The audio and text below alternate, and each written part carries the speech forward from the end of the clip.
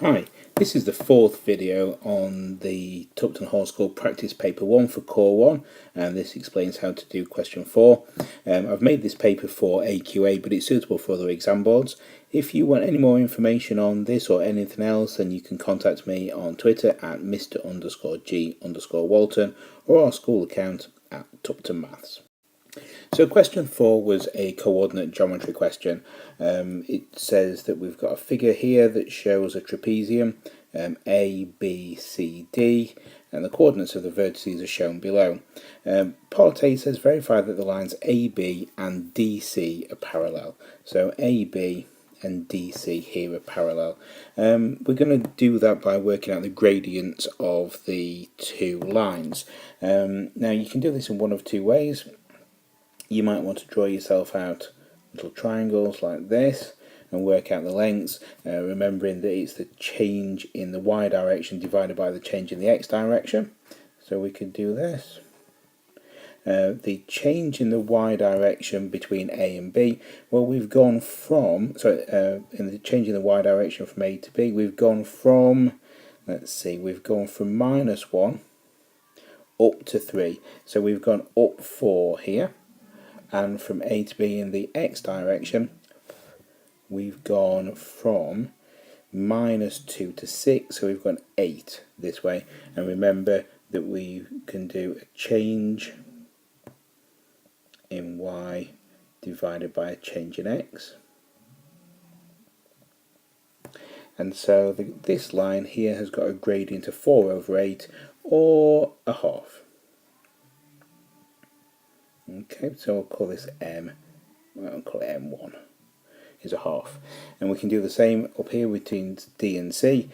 D's gone from 3 up to 5, so it's gone 2, and along it's gone from -1 to 3, which is 4, and again 2 divided by 4 is a half, so we could call this one M2, and that's also a half. We've shown that we can then say that if the gradients are the same, they're parallel. So gradient equal is equal, therefore parallel. Alternatively, you might have done it algebraically, remembering the formulas remembering the formulas. M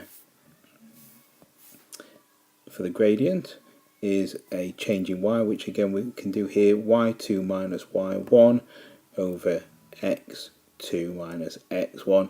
Personally, I find this a little bit more difficult because you've got to remember which way around to put the numbers. I'll do it on A, B just so you can see.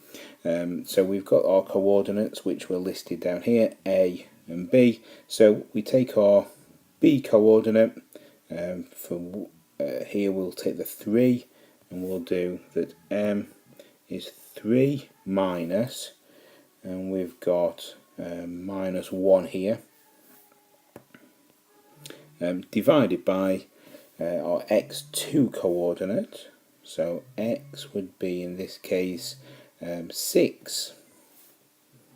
So we've got 6, and again we would minus on our other coordinate. Here's -2, which is going to give me 3 minus -1, which is 4/8. So we get the same. I personally prefer to do it on the diagram, but that's because I can see things better visually rather than doing it just with the numbers. I also find that doing it this way, because we've got all the minus signs, we could have made a mistake there. However, there's nothing wrong with this. In fact, this is the formula to work out the gradient. Okay, so we've shown that the gradient of AB is the same as the gradient of CD, DC, and therefore they are parallel. Okay, let's look at part B. Part B says prove that the trapezium is not isosceles.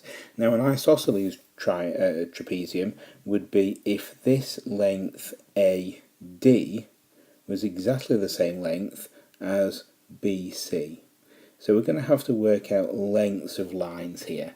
So prove that it's not isosceles. Okay, so first of all we'll work out the line length AD. So AD.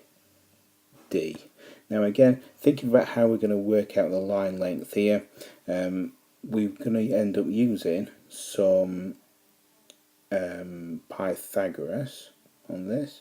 So if we were drawing this out, we need to work out the length of the hypotenuse AD. And on this one, we're going to be working out the length of the hypotenuse BC. So first of all, let's look at AD. A, how far along have we gone? Well, we've gone from this point to this point here. So we've gone all the way along here. Now A, on the X, was -2, and on D was -1. So we've got a long 1 here. On the Y direction, we've gone from -1 up to 3. So we've got 4 up here. And remembering that Pythagoras is c squared is the same as a squared plus b squared. So if we wanted to work out AD, we'd be taking the square root of 4 squared plus 1 squared, which is, well, 4 squared is 16, 1 squared is 1, so we've got root 17. So AD has the length root 17. Let's see if we can do the same on BC then. BC, let's have a look. So on the X direction, along here, we've gone from 6, and we've gone, if we're going backwards, we've got to 3, but it's still got a length of 3, and we're going up here, which is in the Y direction, from 3 to 5, so 2. So BC is the square root of 2 squared plus 3 squared. 2 squared is 4, 3 squared is 9, add them together is root 13. So BC is root 13, which is not, so AD is not equal to BC, which means that they are not isosceles. Therefore, not isosceles. Okay, and we've done that by using Pythagoras and the lengths of the lines. Okay, let's have a look at part C then. Part C says the diagonals of the trapeziums meet at a point M. Find the exact coordinates of M. Okay, so first of all we need to think about what the diagonals of the trapezium are. That is where A, C and D, B are going to meet. They're going to meet at the point M. And in order to do this, we're going to have to use some simultaneous equations. Now, that means we're going to have to work out the equations of the two lines, AC and DB. Now, DB is actually fairly straightforward. If we look at the coordinates, notice that D and B have both got a y coordinate of 3. So the equation of the line DB is in fact y equals 3. That was fairly straightforward. AC we're going to have to do a little bit more work on, and we're going to have to use our y minus y1 rule. So for this one, we're going to use y minus y1 is m, which is the gradient, x minus x1. Now we know either coordinate here, we know A or C, so we can substitute either of those in fairly simply into this formula, but what we don't know yet is the gradient of the line between A and C, so we're going to have to work that out as well. Okay, so let's do that. Let's work out the gradient. So our A has gone to C in the y direction. Let's do that bit first. We've gone from -1 up to 5, so it's 6, and we've gone along from -2 to 3, which is 5. So the gradient of the line here is 6 over 5. So the gradient M is 6 over 5, and we can substitute this now in to my formula. So I've got y minus, now I can pick either. I'm actually going to choose this one because all the values are positive. That should make it easier for myself. So y minus 5 is 6 over 5, x minus, just notice on here again what it is, so 3. Be really careful here. Now first thing I'm going to do is get rid of this nasty fraction, so I'm going to multiply both sides by 5, giving me 5y minus 25 equals 6x minus 3. Again, I can expand my bracket at this point, so 5y minus 25 equals 6x minus 18. Okay, so I've now got an equation. Now, what I really want to do is to work out the coordinates, is what it asked it for. It said to find the exact coordinates of M. So I know that these two lines meet when they're equal to each other. So simultaneous equations, I know that y is 3, I can substitute that into here. So I've now got 15, because y is 3, minus 25 equals 6x minus 18. 15 minus 25 is minus 10 equals 6x minus 18. Add 18 to both sides, which gives me that 8 equals 6x. So x is going to be 8 over 6, or better still, 4 over 3. So the exact coordinates are going to be, for m equals 4 over 3, comma 3. And that's that done. Now we've used all kinds of different parts of coordinate geometry here. We've had to use our equation of a line, y minus y1. We've spotted that 2 of the coordinates actually lay on a straight line along here, and that was a case of just spotting that. We've then used simultaneous equations, we've had to work out a gradient. We've done quite a lot here for this one, and that's why there's so many marks for this question. Okay, let's look at the last bit then. It says show that neither diagonal of the trapezium bisect each other. And again, if we remember from last time, we had this kind of situation where they met at the point M. We remember that M, where they met, had 4/3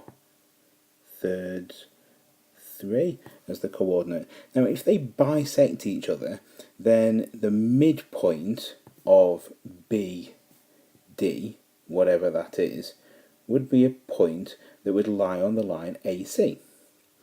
And if DB bisected AC, then the midpoint of AC, wherever that is, would lie on the line DB, on the equation of the line DB. In fact, if AC has a midpoint of AC has got a y coordinate of 3, then that's that one proved as well. Okay, so this is all about midpoints. We're going to have to work out some midpoints. Remember that we've got the coordinates listed out down here. So if we find the midpoint first of AC, so the midpoint of AC, remember midpoints is when you add together the x coordinates and half it, add together the y coordinates and halve it. So this is going to be x coordinates between A and C are -2 add 3 divided by 2, and the y coordinates are going to be -1 add 5 divided by 2. Okay, -2 add 3 is 1, so we've got a half and 2. So the coordinates of the midpoint of AC are a half, 2. Well, 2 definitely is not on the line, on the equation of the line y equals 3. So we can quite confidently say that a half 2 is not on the line y equals 3, which means that they don't bisect each other. So that means that DB does not bisect AC. Therefore, DB does not bisect AC. Okay, let's do the same with the other one then. Let's find the midpoint of DB. So the midpoint of DB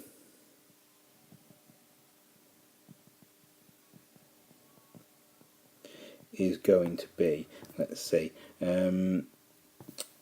well, D is -1 and b is 6, so minus 1 adds 6 divided by 2. And then we've got 3 plus 3 divided by 2, which is going to be 3. Okay, so minus 1 adds 6 is 5, so we've got 5 over 2 comma 3. This is the coordinate of the point, the midpoint of DB. And remembering from the previous question, we'd already worked out that the equation of the line AC was 5y minus 25 equals 6x minus 18. If we substitute the values 5 over 2 in here and 3 in here, then we get minus 10 on the left hand side equals, let's see, 6 times 5 is 30 divided by 2 is 15. 15 minus 18 is minus 3.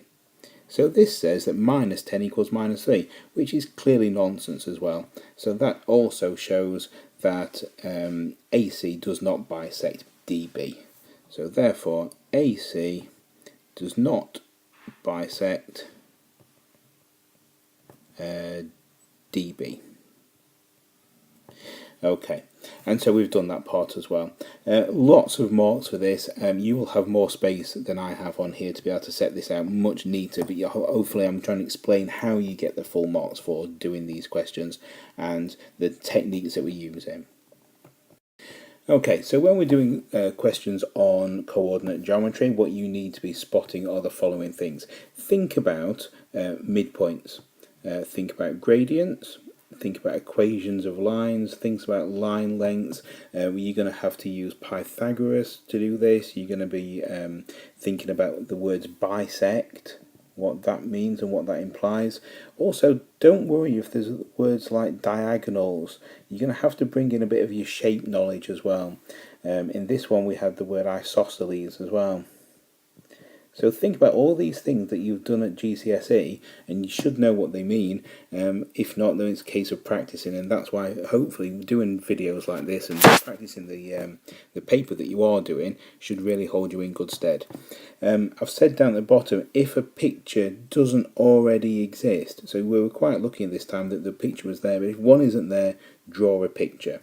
And as ever, read the question carefully. The first time I saw this, I skipped straight past the fact that the coordinates there, and I was looking at the picture trying to work out what the coordinates were. Don't do that.